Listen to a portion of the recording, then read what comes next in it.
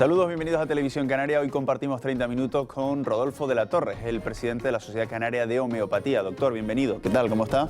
Muy bien, gracias, muchas gracias. Bueno, la homeopatía suscita muchas curiosidades y creo que muchas personas poco a poco están entendiendo exactamente lo que es la homeopatía, pero hoy vamos a aprovechar en 30 minutos para conocer en profundidad la homeopatía y algunas críticas que se han hecho a esta medicina que podemos decir, doctor, que no es medicina convencional, ¿verdad? ¿Ese es el término adecuado? Sí, bueno, realmente dentro de los colegios profesionales de médicos estamos catalogados dentro de las medicinas no convencionales, que son varias, entre ellas la homeopatía. ¿Qué otras medicinas no convencionales tenemos? Pues tenemos la acupuntura, todo lo que suelen ser medicinas tradicionales, el naturismo, la osteopatía, o sea, hay varias ramas de la medicina que están catalogadas como no convencionales o tradicionales. ¿Y cuándo se van a catalogar como convencionales? Bueno, realmente esto es una situación que la Organización Mundial de la Salud está en ello, pero todavía están catalogados dentro de lo que se llaman medicinas tradicionales. No sé cuándo se dará el paso ese. Realmente no sé si es necesario dar el paso, porque también es como una diferenciación entre lo que puede ser el vitalismo y el mecanicismo, o sea, lo que llamamos medicina convencional, que es la que más usamos, es una medicina basada en el mecanicismo, ¿no? El hombre como un gran reloj bien estructurado, donde todas sus herramientas funcionan perfectamente, algo magnífico, ¿no? Como bien dice el nombre, como si fuera una máquina. Sí, evidentemente. O sea, ¿y es el hombre una máquina, doctor? No, nosotros, vamos, los vitalistas, ¿no?, los que hacemos esta medicina no convencional, nosotros decimos todo lo contrario, el hombre no es una máquina. ¿Por qué? Porque dentro de cada ser vivo, ya no solamente dentro del hombre, dentro de cualquier otro animal o dentro de en el reino vegetal, cuando yo le hago un corte a un árbol, el árbol tiende a la cicatrización por sí solo. Y si yo le hago un corte a una máquina, la máquina no cicatriza nunca, tengo que soldarla yo desde fuera. Si yo a la máquina le doy leche, no vomita, o si yo a un niño le doy gasolina, vomita. Quien vomita, quien hace que vomite, es esa energía que llevamos todos dentro, que el vitalismo la contempla y la denomina energía vital, que es la que tiende o hace que tienda el hombre y todo ser vivo hacia la curación. O sea, per se el hombre tiende a la curación. Entonces nosotros en el vitalismo lo que aprovechamos es esa energía, estimulamos esa energía para que el hombre llegue a curarse. ¿Eso está escrito en nuestros genes, que el ser vivo tiene que autocurarse? Bien, yo a tanto no llego de decir que esté escrito en los genes, pero yo diría que tiene que estar escrito en algún sitio puesto que existe, o sea, puesto que lo vemos, lo evidenciamos día a día. Todos los seres humanos, todos los televidentes que nos están escuchando, han observado como una y otra vez se hacen un ligero corte y cicatriza. Se hacen un corte grande y también cicatriza. Lo que ocurre es que los médicos ayudamos a que la cicatrización sea más estética, uniéndoles con puntos, pero quien cicatriza es el cuerpo. O sea, el ser humano no es una máquina. ¿Y la medicina convencional tiene en cuenta esos parámetros o no? Bien, la medicina convencional cada vez tiene más en cuenta estos parámetros. La medicina convencional viene de esta creencia también. Lo que pasa que en cuanto el hombre, el médico, se ha creído un poco más Dios y con poder para curar casi todo, pues se ha desvinculado de esta energía vital. Ahora realmente estamos volviendo a un vitalismo. Todos los médicos hablamos en la actualidad de dieta, de la vida sana. O sea, estamos yendo por los parámetros de encontrarnos con que cuando le damos un buen riego y una buena nutrición a un árbol, ese árbol va a crecer frondoso, sin enfermar, con una buena tierra bien abonada, no necesita ningún antiséptico, ningún antibiótico ni nada para que crezca bien. O sea, el cariño, el afecto, el abono, la tierra, el agua, todas esas cosas hacen que crezca bien. Eso es la base del vitalismo. Y hasta ahí estamos retrocediendo de nuevo, si se puede decir retroceder, o avanzando desde el punto de vista de la medicina tradicional hacia estos parámetros, recuperar de nuevo estos parámetros del vitalismo. Voy a poner un ejemplo que no sé si responde exactamente al vitalismo, pero ya usted me lo dirá. Muchas veces vamos al doctor enfermo y simplemente el doctor nos atiende, nos dice lo que tenemos y nos manda una medicación y ya nos vamos mejor para casa. ¿Qué hay detrás de eso? Bien, evidentemente el efecto placebo es una cosa maravillosa y es un efecto que puede ser inducido por la sola presencia del médico. Y eso es maravilloso y todos los médicos lo conocemos y todos los médicos intentamos, o por lo menos algunos intentamos practicarlo, ¿no? El efecto que produce una buena palabra dicha a tiempo en una persona es algo que no tiene valor, mucho más que muchas veces que un medicamento, ¿no? Ahora, verdaderamente hay muchas veces que la energía vital no tiene esa capacidad de responder ante el efecto de una palabra y hay que dar un estímulo más potente. Y un estímulo más potente puede ser poner una buena dieta, un estímulo más potente puede ser poner un remedio homeopático, un estímulo más potente puede ser el darle un antibiótico porque lo amerita la situación, lo necesita la situación. O sea, la medicina es solamente una y de lo que estamos hablando son diferentes ramas de la terapéutica médica. La homeopatía no es nada más que una rama de la terapéutica médica y que tiene muchísimo valor y que desde luego no tiene el valor de un simple placebo. Desde algunos ámbitos científicos se ha acusado a la homeopatía de ser simplemente un placebo. Un placebo, lo podemos explicar, es una dosis de un fármaco, entre comillas, que se le da cuando se está haciendo una experimentación, que no tiene ningún tipo de efecto, a lo mejor es agua simplemente o es azúcar, frente a un principio activo que sí tiene un efecto. ¿Es la homeopatía un placebo, como acusan algunos ámbitos científicos a la homeopatía? Yo, como médico y como científico, le puedo responder claramente que no. O sea, eso lo tengo clarísimo. O sea, hay veterinaria homeopática, hay incluso agricultura homeopática, ¿no? Pero es que lo más curioso es que dentro de los humanos, que es el terreno que yo un poco más practico, en los bebés funciona estupendamente, ¿no? Es difícil inducir a un bebé que se va a curar por simplemente el mero hecho de verme a mí, ¿no?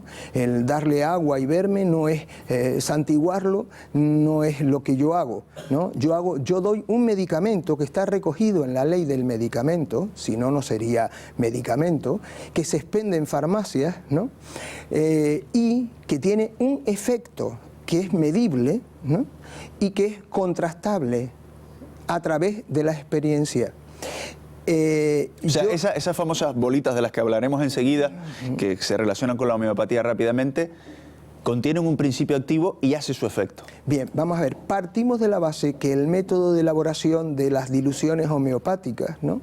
Es un método muy curioso y bastante diferente a lo que es la química tradicional. ¿Qué diferencia hay entre un fármaco normal y un producto de la homeopatía? Bien, el producto homeopático lo podemos dar desde diluciones groseras, o sea, pesables, medibles, desde una tintura madre hasta diluciones infinitesimales, diluciones en donde sobrepasamos el número de Avogadro y sigue existiendo efecto.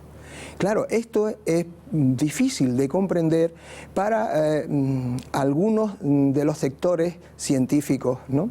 Pero una cosa es que sea difícil de comprender y otra cosa es que no tengan mente científica. O sea, el verdadero científico tiene la mente abierta a nuevas experiencias, abiertos a nuevas posibilidades. O sea, y sin embargo se mueve, es una frase que no podemos olvidar ningún científico, ¿no? O sea, y los que me escuchan saben a lo que me refiero. O sea, tú para poder hablar tienes antes que experimentar o estar al lado de alguien que haya experimentado, ¿no? Y que pueda certificarte esto. Hablar, porque han escuchado, porque han dicho, o porque determinados artículos, como en un momento dado la revista Lancet lanzó en 1985 un artículo totalmente demoledor en contra de la homeopatía, en el cual se basan en la actualidad algunos científicos por lo que han leído en esta revista, una revista por otro lado de mucho prestigio, pero de mucho prestigio y que 3 años anteriores había dicho todo lo contrario, o otras revistas en general. Es un poco absurdo si tú sabes que estas revistas están muy mediatizadas por la industria farmacéutica. ¿Porque a la industria farmacéutica no le interesa la homeopatía? Evidentemente. ¿Por la qué? homeopatía no cuesta dinero. La homeopatía, al ser diluciones de diluciones, triunfa donde no hay economía. O sea, los granulitos, yo de granulitos puedo hacer más granulitos y puedo hacer infinitesimalmente muchos más granulitos. Y la base, ¿no? Que es lo que podría costar dinero, ¿no? Pues lo pagas una vez y ya tienes gránulos para toda la nación. O sea, que la homeopatía se ha extendido, por ejemplo, como enormemente en Cuba y llegó apenas hace 10 años. ¿Por qué? Pues porque allí no tienen economía para tener fármacos y entonces se han visto abocados a usar la homeopatía. Y bueno, pues con unos tubitos de granulitos que le mandamos una vez, ya tienen granulitos para todo Cuba. ¿Cuánto vale un tubito de granulitos? Un tubito de gránulos vale realmente su envase. O sea, valen 5 euros, 4 euros, depende del laboratorio que lo fabrique, 4 o 5 euros, un tubo que tiene 4 gramos de gránulos, que vienen siendo unos 60, 70 gránulos, y la dosis, si están todos bien impregnados, con un solo gránulo, es muchas veces suficiente. Pero, por ejemplo, vamos a hablar de la gripe, que además Sí. ahora, en estos meses, pues todos caemos en la gripe, ¿no? O un resfriado. Ustedes dan un tubito de gránulos. ¿Qué contienen esos gránulos? ¿Qué es lo que se va diluyendo exactamente? ¿Cuál es el principio activo? Sí, vamos a hablar en primer lugar que para poder yo decir qué es lo que necesita este individuo que tiene gripe, tengo que saber quién es este individuo y cómo está padeciendo la gripe en ese momento. O sea, que es muy diferente que ese individuo tenga una gripe con dolor de huesos a que tenga una gripe con dolores musculares. Que es muy diferente que ese individuo tenga una rinorrea y lagrimeo a que tenga solamente tos sin rinorrea. Entonces hay para la gripe igual un abanico de 50 o 60 remedios diferentes. Ahí es donde radica... Eso no pasa en la medicina convencional, ¿no? En la medicina convencional uno va al médico de cabecera y dice: tengo este proceso. Y ¿le duele a usted los huesos? ¿Le duele el cuerpo? Sí. ¿Tiene moco? Sí. ¿Le duele la cabeza? ¿Tiene fiebre? Sí. ¿Tiene usted gripe? Tómese un paracetamol o lo que sea. Efectivamente. ¿Y ustedes ese proceso no lo hacen así? No, porque nosotros no tratamos enfermedades, tratamos enfermos. O sea, nosotros lo que vamos a tratar es cómo está tu energía vital desregulada con esa influencia de la gripe, ¿no? Entonces, tenemos que saber cómo es tu energía vital, cómo responde normalmente a esa agresión, y entonces vamos a ayudar a esa energía vital que no tiene gripe, tiene una desregulación, que la podemos llamar alopáticamente la gripe, ¿no? Pero no tratamos todas las gripes iguales. Y de ahí radica uno de los graves problemas a la hora de hacer trabajos estadísticos, porque las estadísticas nos piden, bueno, tantos casos de hepatitis tratados con tal sustancia, ¿no? Si yo le doy esta sustancia alopática, tenemos unas curaciones de esto, y si le doy esta sustancia homeopática, tenemos un ratio de curaciones diferentes. Nosotros tenemos que tratar la hepatitis, a cada uno su hepatitis, y ahí es donde radica el grave problema. Y o sea, yo no podría ir, por ejemplo, por una farmacia y decirle: tengo gripe, deme usted un botito de eso de gránulos homeopáticos. No. Solamente hay algunos laboratorios que intentan unir varios remedios antigripales desde el punto de vista homeopático, ¿no? Y venderlo como antigripales, pero eso no es verdadera homeopatía. La homeopatía tenemos que personalizar el tratamiento. Cada paciente lleva su remedio en cada momento.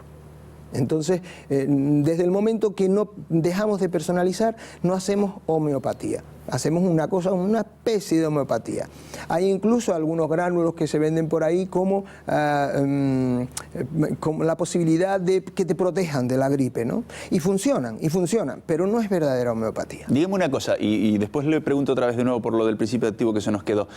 Las personas que van a su consulta, ¿es importante que estén convencidas de que esto funciona o no hace falta? ¿O han llegado a su consulta personas que no creen nada y después se han sorprendido? Nada.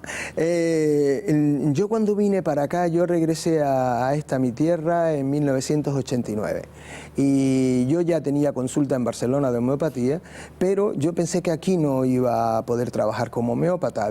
Me había ido de aquí sin haber conocido la homeopatía para nada. Y realmente pues me fui a trabajar al sur, que es donde tuve trabajo, y abrí mi consulta de homeopatía pura y exclusivamente para estudiar. Fueron pocos los meses que estuve sin nadie, porque en el momento empezó a llenarse de alemanes. Aquí había muchos alemanes y era una época, pues hace 21 años, donde todavía había mucho colonia de alemanes en el norte que venían a estarse periodos grandes, y mi consulta se quedó tan llena que apenas en el 90 ya estuve trabajando solamente en mi consulta, porque mi pasión por lo pronto es la medicina homeopática. Bien, en la actualidad pues tengo unos 5.000 y pico niños y unos 4.000 o 5.000 adultos y casi todos vienen, los españoles, los canarios que vienen a mi consulta, vienen porque están cansados de ser tratados de una forma, o sea, son enfermedades crónicas que reiterativamente venían siendo tratados con alopatía. Y que no se curaban. Y que no se curaban. Y entonces de ahí vienen, de ahí es de donde se nutre mi consulta y yo hago lo que puedo porque yo tengo mis aciertos junto con mi fracaso. Eso es lo primero. Y lo segundo es que, claro, no me viene lo sencillo, me viene lo que está súper complicado de tiempo. Pues aún así la gente viene. Yo no tengo ni placa en la puerta porque nunca he creído que sea interesante lo de la publicidad, pero el boca a boca hace que unos vengan por otros. Y bueno, y en la actualidad sigo viviendo solamente de la homeopatía y soy médico y como podrán observar por mis años, con plaza súper asegurada en el seguro, pudiendo haber vivido de mi consulta de medicina general tradicional sin ningún problema, me dedico a esto porque creo firmemente, ¿no? Porque lo evidencio en el día a día, que esto es así. O sea, no es que usted tenga fe, sino que lo ha comprobado. Mis hijos no han tenido que tomar en ningún otro momento otra cosa, mi perro tampoco toma otra cosa, yo no, gracias a Dios, que si tuviera que tomarla, lo tomaba. O sea, que la homeopatía no descarta nada, la homeopatía es algo que ha venido a complementar mis estudios, mis conocimientos. Por cierto, ahora que hablaba usted de la placa, un médico homeópata tiene que ser eso, médico y después homeópata. Sí, esto viene registrado por las leyes españolas, depende de los países. Por ejemplo, en Alemania está el modelo de Praktikens, se llama, que es una especie de ATS que puede recetar no solamente homeopatía, sino, por ejemplo, existe el Praktiken neurólogo, o sea, existe esta otra figura que nace de que en la Segunda Guerra Mundial pues hacían falta médicos y entonces habilitaron esa figura. Sí, enfermeros, ¿no? Pero en España las leyes recogen que la ley del medicamento dice que el medicamento debe ser expendido por un médico, un veterinario, un odontólogo, no sé si se me queda alguien más, y luego además encima en las leyes españolas también está la ley de centros y servicios sanitarios, que no sé si fue en el año 95, una cosa así, donde se especifica claramente cada especialidad tiene un epígrafe y la especialidad de médico homeópata tiene el epígrafe OU101.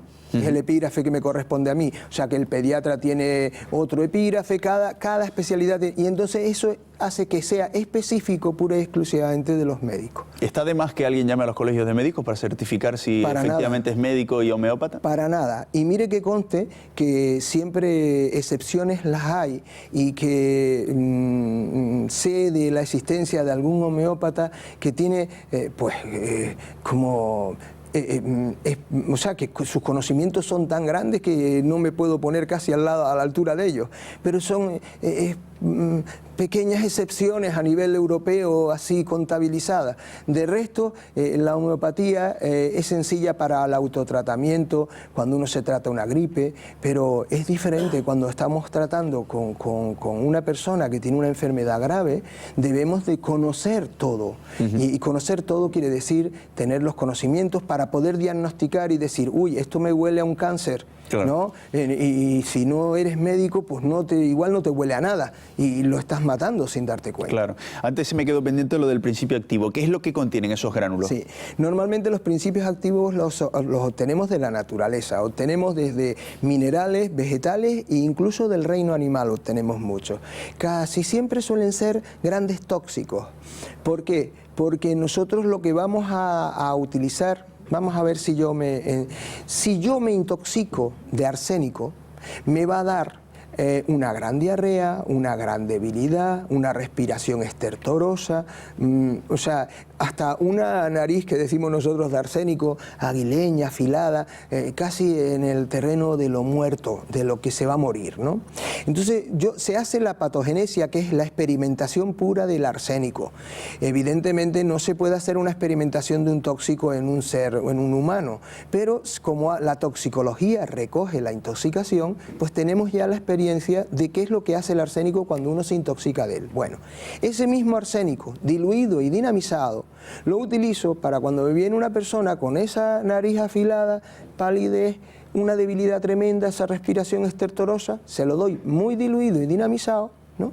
Y esa persona desde el primer día que toma su primer granulito, oye, en la misma consulta, si lo doy en la misma consulta, en cuestión de minutos empieza a experimentar que empieza a mejorar.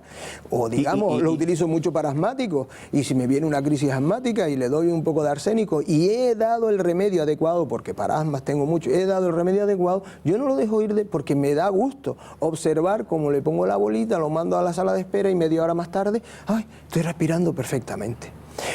¿Y cómo es que funciona? Porque claro, seguro que más de un espectador se está preguntando, claro, hombre, si el arsénico es un veneno y se diluye en esos gránulos, ¿cómo es que tiene ese efecto, no? Sí, eso es muy curioso. Luc Montagnier, que fue el premio Nobel de Medicina del 2008, porque el mecanismo de acción de la homeopatía todavía yo no lo conozco, y por mucho que hay hipótesis, no podemos hablar sino de hipótesis, ¿no? Pero me resultaba curioso escuchar... O sea, perdón, doctor, a día de hoy no se sabe exactamente cómo funciona. El mecanismo de acción, no. Pero bueno, tampoco sabemos el mecanismo de acción del paracetamol, o sea, que no vayamos tan extraños, ¿eh? O sea, que el mecanismo de acción de muchas sustancias de las que usamos con normalidad no se conoce. O sea, el paracetamol, ahora mismo, doctor, no se sabe exactamente por qué funciona. Efectivamente, está en hipótesis. Pues mire usted que tomamos paracetamol. Bien, efectivamente. Bueno, pues la homeopatía tampoco sabemos cómo funciona. La homeopatía tenemos puras hipótesis. Ahora, lo que está claro es que lo que es evidente es evidente. Entonces, basado en la evidencia, yo como médico, y médico además vocacional, ¿no? No puedo dejar de asombrarme cómo esta herramienta puede tratar pues neumonías, cosas que me llevan a ingresar a los niños en el hospital, y que antes de ingresarlo digo, voy a darle la bolita a ver, porque yo creo que esta bolita, y dársela, y 2 horas después no hay que ingresarlo, por ejemplo. Bueno, pues para mí eso es mágico. ¿Qué quiere que le diga? La gente... Pero no estamos hablando... porque ha utilizado un término que a lo mejor puede llevar a algún espectador. Lo de mágico, ¿no? No estamos hablando de ninguna magia. Aquí para nada. Usted no está haciendo conjuros en su consulta, ¿no? Para nada. De eso se nos achaca, ¿no? Y yo sinceramente no puedo dejar de decir que todavía me asombro cada vez que veo una curación con homeopatía, y más de una patología grave, ¿no? Por eso en homeopatía tenemos muchísimas urgencias, ¿no?, que llaman porque dicen, antes de ir a urgencias voy a ver si el doctor de la Torre puede resolvérmelo. Y yo lo intento hasta por teléfono, y hay veces que nos salvamos de ir a urgencias. ¿Y le ha pasado también que ha probado todas las herramientas que usted tiene en la homeopatía y al final ha tenido que acudir a la medicina convencional? Sí. Fracasos con la homeopatía, montones. Yo creo que los aciertos se pueden nivelar tanto como con los fracasos.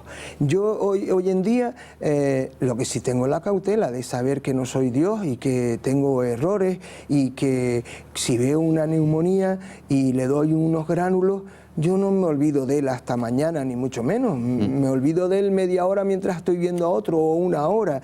¿Por qué? Porque puede ser que ese niño necesite un antibiótico, porque yo no he dado en el clavo, y entonces yo tengo que actuar con ese niño como si de un hijo mío se tratase. Claro, ahora, ¿no? que habla de antibiótico, pienso en una infección. ¿Hasta dónde llega la homeopatía? Me explico. ¿Qué enfermedades graves cura la homeopatía, o ha visto usted que cura la homeopatía? Mire, yo he visto de todo. He visto de todo. Verdaderamente hay algunas enfermedades crónicas que las tratamos desde el punto de vista de la medicina tradicional, sustituyendo, pues dígase la diabetes, que damos, por ejemplo, pues la insulina, ¿no? Todo lo que sea sustituir, que quiere decir que anulas la posibilidad de que el cuerpo despierte, a mí me ha sido imposible volverlo a la normalidad con homeopatía. Lo he intentado, fíjese hasta dónde creo que puede llegar a la homeopatía. Pero a pesar de que lo he intentado, yo no lo he logrado. Dice en la bibliografía, en bibliografía se puede leer algunos casos de algún doctor que asegura hacer esto. Yo no lo he podido hacer. Lo que sí le puedo decir es que he actuado con muchísimas enfermedades crónicas que aparentemente no podían tener cura, y que con homeopatía la tuvieron. ¿Y son muchos los médicos que tenemos en Canarias dedicados a la homeopatía? En Canarias en concreto, en los dos colegios de médicos, entre los dos colegios de médicos, seremos unos 60. 60. 60. ¿Y va a más la homeopatía? ¿Son más los adeptos y los médicos que se apuntan a la homeopatía? Mire, hace 21 años, cuando yo llegué aquí, era el número 7. O sea, ya habían 6 anteriores a mí. En 1933, por ahí, hubo el primer médico homeópata de Canarias, Pompeyo Mas Ortiga, un médico catalán que vino de médico de pueblo a lo que es Tacoronte Sausal. Sería un precursor en aquella época, ¿no? Sí, bueno, realmente en el siglo XVIII se descubre la homeopatía y en el siglo XIX se expande por Europa, y en España en esa época habían homeópatas. Justo con la guerra y la posguerra desaparece la homeopatía de España. Entonces en aquella época estaba, Cataluña era un gran avanzado, tenía un hospital homeopático que se llama el Hospital de Niño Dios, y en Madrid estaba el Hospital Homeopático de San José, que existe todavía, que ahora la Comunidad Autónoma de Madrid lo ha recuperado como hospital homeopático, donde se hace homeopatía por parte de la comunidad autónoma. Y bueno, en la actualidad, fíjese, si somos 60 y éramos 7 hace 20 años, pero aquí no ha subido tanto como en el resto de la península. Estamos hablando de que las últimas estadísticas somos alrededor de 10.000 médicos homeópatas en España, 4.300 médicos generalistas, o médicos de familia, 4.700 pediatras, 700 ginecólogos. Por ahí van las cifras, pues lo estoy diciendo un poco de memoria, pero por ahí van las cifras de médicos que nos dedicamos a esta rama en España. Pensando en la medicina convencional, muchas veces vemos cómo se retiran determinados fármacos porque tienen graves consecuencias o tienen efectos secundarios potentes. ¿Estamos todavía en pañales en este tipo de medicina? Bueno, en general en toda la medicina estamos en pañales, porque siempre se van descubriendo nuevas cosas, pero es que estamos en pañales en la ciencia. O sea, fíjese la teoría, las nanopartículas, todo esto que nos va descubriendo la física es algo maravilloso. Nos queda un mundo por delante por descubrir. Y en medicina, por supuesto. Y concreto con lo que usted se refiere, con nuevas sustancias con las cuales experimentamos y luego las retiramos del mercado, eso viene como consecuencia de que muchas veces no se ha valorado previamente bien o no ha habido la suficiente tiempo de experiencia como para poder asegurar que esa sustancia es inocua, y entonces en cuanto empiezan a aparecer efectos secundarios o indeseables que son muy duros, ¿no? Pues entonces se ven abocados las farmacéuticas a retirarlas del mercado. La conversación que hemos mantenido, doctor, ha sido muy interesante porque nos hemos acercado al mundo de la homeopatía, además resolviendo algunas cuestiones que seguro que más de un espectador se plantea, pero probablemente algún espectador que nos esté viendo siga manteniendo en su cabeza que esto es un invento y que se aproxima más a lo mágico que a lo científico. ¿Qué le dice a esas personas, doctor? Bueno, yo le digo a esas personas que la homeopatía está hecha para aquellas personas que se acercan a ellas porque no queda más remedio. Si usted está sano por completo, no necesita de nada. Y si usted lo resuelve con una aspirina o con un antibiótico, tampoco nos necesita. A nosotros no necesitan los que verdaderamente necesitan ser tratados porque no tienen otra solución o otra salida, ¿no? Entonces yo lo que les puedo decir es que yo no necesito que crean en mí, ni que crean en la homeopatía. Simplemente, si ustedes ven la necesidad del uso, pruébenla por ustedes mismos, como yo en su momento, escéptico total, médico racionalista 100%, tuve la necesidad, y gracias a que me acerqué para tratarme una cosa que no tenía solución con la medicina tradicional, soy en la actualidad homeópata. ¿Son muchos los desahuciados por la medicina convencional? Desahuciado es una palabra fuerte. Yo diría que más que desahuciados son muchos los abocados a necesitar continuamente tomar medicamentos, y cuando se acercan a la homeopatía piensan que tienen que seguir tomando homeopatía el resto de la vida y que tal como venían haciendo con la medicina tradicional. Cuando yo les digo que entonces eso no es curar, eso es remendar. Curar es que vuelve a la normalidad y no necesitan seguir tomando nada más. Podríamos poner ni homeopatía ni alopatía. El ejemplo del parche en un neumático, ¿no? Exacto. O sea, lo ideal sería que el neumático cerrara otra vez perfectamente. Evidentemente. ¿No? Mire, yo le voy a decir una cosa muy importante que me gustaría transmitirle a los pacientes y a los que me escuchan. La homeopatía es muy respetuosa con el organismo humano. Eso es lo primero. Lo segundo, nosotros, la visión que tenemos y que ojalá la tuviesen todos mis colegas, es que los síntomas es la expresión de lo que el organismo está haciendo para curarse. Y el respeto de los síntomas es importantísimo. El hacer una medicina asintomática para que un individuo que tenga fiebre pueda mañana seguir trabajando aunque siga enfermo, es hacer una medicina... es una medicina para que el negocio siga funcionando. O sea, para que mañana este hombre siga siendo productivo a pesar de estar enfermo. Yo creo que es conveniente que el señor coja cama, pase su fiebre, pase sus vómitos y se recupere con una tisana. Creo que es mejor a darle paracetamol y olvidarme de que está enfermo. Sobre todo después de habernos contado que no sabemos exactamente por qué funciona el paracetamol, doctor. ¿Cómo funciona? ¿Cómo funciona, no? Sí. Bueno, pues doctor Rodolfo de la Torre, presidente de la Sociedad Canaria de Homeopatía, le agradecemos su visita a 30 minutos y le agradecemos todas sus explicaciones. Nada, muchísimas gracias a ustedes. Gracias también a todos ustedes por su atención. Espero que hayamos aclarado algunas dudas que suscita el mundo de la homeopatía.